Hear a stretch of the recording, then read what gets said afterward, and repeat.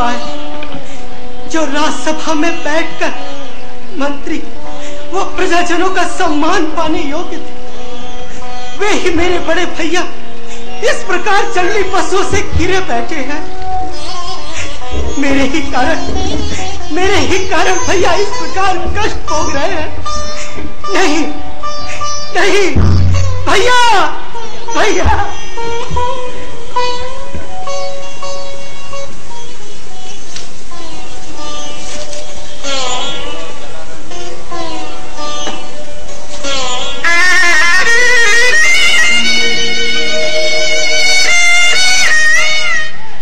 बरबसली उठाई उरे लाए कृपा निधान, भरत राम की मिलनी लखी बिसरे सब ही अपान।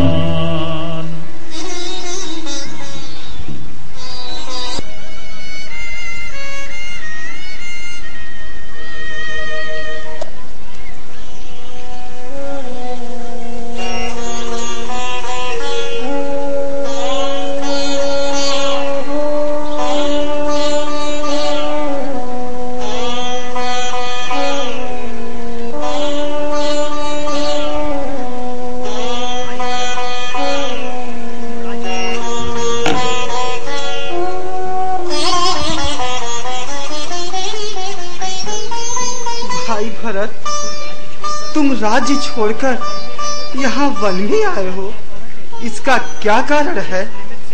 जिस निमित्त से यहाँ तुम्हारा प्रवेश हुआ है, यह मैं तुम्हारे मुख से सुनना चाहता हूँ। शत्रुओं को संताप देने वाले रघुनंदन अपनी स्त्री अर्थात मेरी माता केकई की प्रेरणा से विवश होकर पिताश्री ने ऐसा कार्य किया है जिससे आज पूरी अयोध्या विनाश के कगार पर खड़ी है। आपके भाई लक्ष्मण और माता सीता सहित वन में आ जाने के कारण पुत्र शोक से पीड़ित पिताश्री। क्या भरत, क्या हुआ पिताश्री को? पिताश्री परलोकवासी हो गए भैया। मेरी माँ ने अपने सुयश को नष्ट करने वाला यह बड़ा भारी पाप किया है। क्या कहा भरत? पिताश्री परलोकवासी हो गए? हाँ भैया। हाय, जो पिताश्री मेरे ही शोक में स्वर्ग सिधारे, मैं उनका दाह संस्कार भी न कर सका। निष्पाप भरत, तुम धन्य हो। तुम्हारा अहोभाग्य है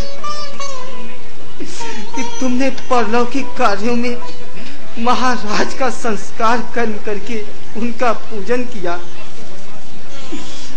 अब तो वनवास की अवधि समाप्त होने पर भी अयोध्या जाने का उत्साह नहीं रह गया। लक्ष्मण, हम पितृहीन हो गए मेरे भैया, हम पितृहीन हो गए भैया, हम पितृहीन हो गए।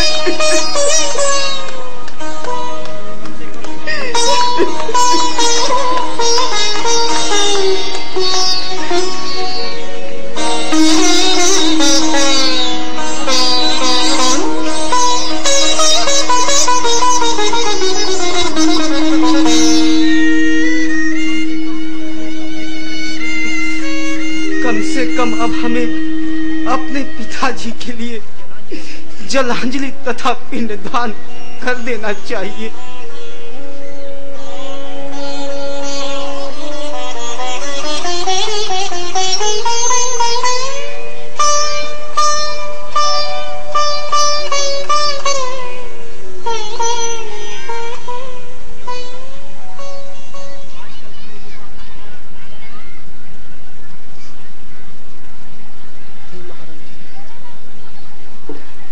हे महाराज, आजकल हम लोगों का आहार इगुदी के गुदे तथा जंगली वेर आदि हैं। अतएव हम इसी के द्वारा आपका पिंड दान कर रहे हैं, क्योंकि मनुष्य स्वयं जो खाता है वही उसके देवता भी ग्रहण करते हैं। अतः पिताश्री, आप इसे ग्रहण करिए। हे पुण्यात्मा, तृप्ति करे हम तुम्हें तिलांजलि द्वारा। आत्म शांति के लिए दूध की जल में डाली धारा। सानुज श्रद्धा सुमन चढ़ा कर नत है राम तुम्हारा।